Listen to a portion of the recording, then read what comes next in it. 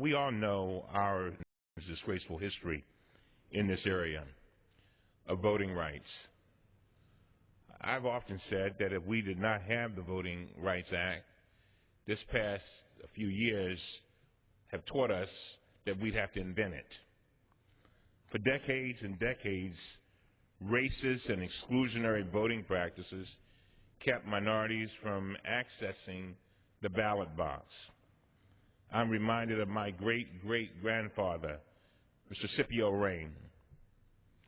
In the South Carolina of 1868, he overcame tremendous hardships and life-threatening dangers just to register to vote, only a few years after he had come out of slavery. Sadly, this country has witnessed very slow progress toward equality in voting. The reality is that in the year 2013, we're still fighting for the right to vote for all Americans. In election after election, discriminatory voting laws and exclusionary practices still surface. This past election cycle, we saw a new wave of efforts to suppress the vote. We saw racially motivated efforts to cut back on early voting. We saw physical destruction of voter registration forms. Across the country, we saw eligible voters prevented from casting their ballots because of long lines, inaccurate voter records, and poorly trained poll workers. As a ranking member of the Committee on Oversight and Government Reform, I launched an investigation last year into the actions of True the Vote, a Tea Party organization that claims to promote, quote, voter integrity efforts. True the Vote sought to make it harder for Americans to vote. They challenged the registration of thousands of legitimate voters across the country before Election Day.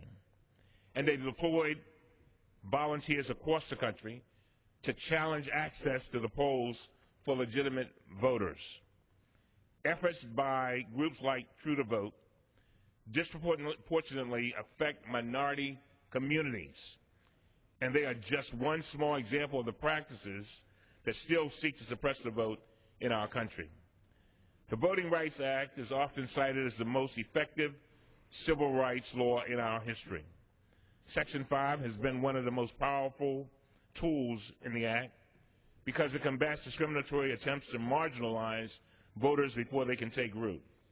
When President Lyndon Johnson signed the Voting Rights Act of 1965, he said this, and I quote, "There were those who said smaller and more gradual measures should be tried, but they had been tried.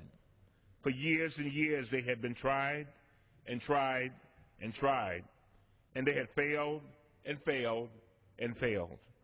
And the time for failure is gone," end of quote. And so, in closing, I hope the Supreme Court justices remember these words as they consider this most recent challenge to Section 5 of the Voting Rights Act. Today, in the year 2013, Section 5 remains as critical as ever to protecting the right to vote in the United States of America. And with that,